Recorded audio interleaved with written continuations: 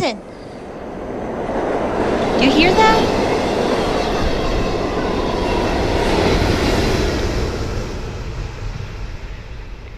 Can you guess what sound this is?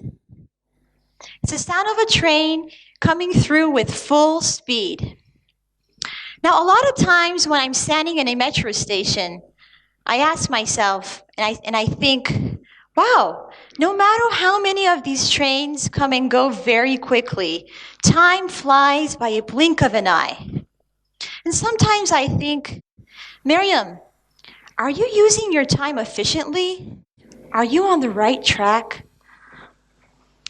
Now, every night before I go to bed, I set my clock for a certain time.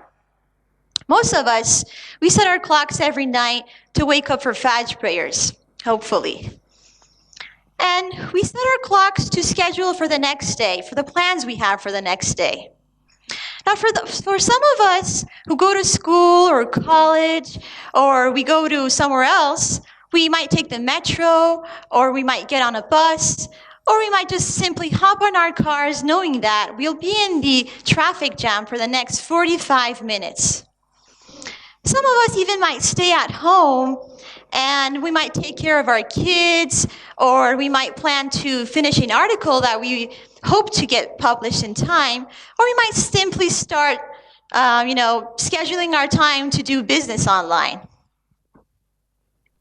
Now, let me tell you something about myself. For the past 10 years, I've been commuting back and forth between Tehran and Karaj. And believe me, for every trip that I take, I have to switch between 3 or 4 metros. This means that I have to be for a maximum 4 hours on the way. Now, in these 4 hours, you might come across a lot of things. You might come across advertisements that are on the boards of the metro, and you definitely might encounter subway sellers who offer anything you can imagine, from kitchen utensils to scarves to makeup brands, and even DVDs that offer you ways how to become rich in 3 days. At the same time, you might see some people who are trying to avoid all this distraction noise with the louder music beating in their eardrums. And sometimes you even see people manage to drift away in a nap while they're standing. Now, what I want to say is that chances for concentrating is almost zero, unless you're used to a track that you're going back and forth every day. And you know that although you will see the distractions, you will stay on track. Sometimes, when you get off a certain stop, again, you encounter other, situations. This might be a beautiful picture of art, a beautiful piece of art on the wall. It might be a message that makes you ponder for a few moments. And also at times when you're in a rush, instead of asking the right person, for example, a metro guard, you ask someone else and you end up at the wrong stop. And you might even lose a meeting that you were scheduling for the last 3 weeks. Anyways, if I want to continue, in our lives we come across different intersections, different stops. For example, I remember when I was admitted for college, I thought that I have to sit in every metro without paying attention to the signs and signals, without paying attention to the signs that I have to get off in order to get at my destination at the right time. Well, I was wrong. I was supposed to get off. And although I was sometimes, right, I would arrive very late. Now, if we think a bit more deeper, these subway lines with different intersections and stops are not only on the highways or on the metro or in the street. You know what they are? They are the decisions that we make, the paths that we choose to take, and the people that we choose to be. Many times when we're striving to reach an objective or target, we encounter a lot of traumas.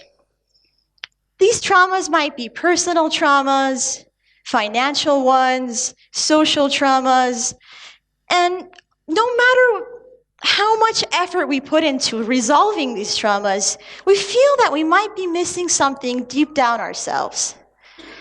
We might feel that we need something that would keep us on track, that would give us the strength to move on.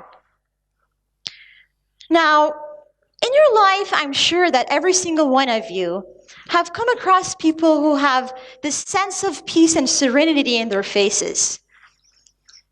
And definitely you know that this person, special person that you might have met, has certainly come across all sorts of, traumas in their lives. And also you know that this person has been very successful. But no matter what happens, either good or bad, they keep a steady pace. And their hearts beat with a steady pace. You know what they do? It's not very complicated to figure out. They don't follow certain formulas, or they don't spend thousands of dollars in order to keep that steady pace. One thing all of these people that you might have come across, they have one thing in common. They all follow a unanimous roadmap with different signs and signals. This roadmap has the signs and clues that all of us could follow even if we make the wrong intersections and turns in our lives. Now, this roadmap is very special. It's the most ancient and most modern linear roadmap you would ever envisage of. In fact, this roadmap has existed from the first day of creation, since the time Adam set his feet on earth. Noah, Isaac, Ismail, Abraham, Jacob, Joseph, Moses, Jesus, and Prophet Muhammad are the glowing signs of this roadmap.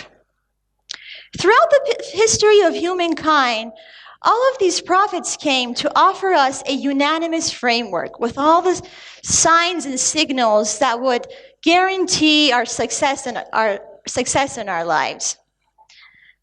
Now, the Prophet's progeny, the Ahlul Bayt, also reiterated these signs for us too, and they're the continuation of this roadmap that I was talking about. They're the flag holders. All the prophets and the Ahlul Bayt are the flag holders and people who have the signs and signals. And they could guarantee our success in our lives so that we wouldn't make the wrong turns in our lives. Now, some of you might ask, what about now, the 21st century? Is there anyone who we could be hopeful towards? Is there anyone holding a sign? Or does he have the signals that we could hope for a better world? Isn't there anyone available out there? The answer is, of course there is. There's another flag holder, another person. He's a sign. He's not only a sign, he's a living link. He's a continuation of Hussein's message of freedom and peace. He's a continuation of the message of internal liberty and peace. The great thing about him is that he relates to every single person on this planet, no matter what their background or culture or religion is. He not only relates to us, he prays for us. For example, he prays for the destitute African family who desire to provide a drop of clean water for their kids. He prays for the kid who has lost his parents in an unfair war. He's someone who carries the love of Jesus, and he echoes the 10 Commandments of Moses. Let me make this short. This person is a dynamic global figure. His name is Mahdi. He's a descendant of Prophet Muhammad. He's another flag holder of this roadmap that I was talking about. Now, unfortunately, some of us might feel that this roadmap has faded in the back of our minds. And we have taken this roadmap for granted. And we feel that sometimes at those very sensitive times of our lives, we feel that we need to cling on to them. Now, in my personal life, I've come across a lot of distractions, and I've sometimes made the wrong turns, and I've made the wrong intersections. But my faith and my attempt to link to this person has made me to switch back on the right track. It has given me the strength to move on. And I hope one day when he reappears, if I am alive on that day, I wouldn't feel embarrassed in front of him. I hope one day he turns out to be a living link for you too. Thank you.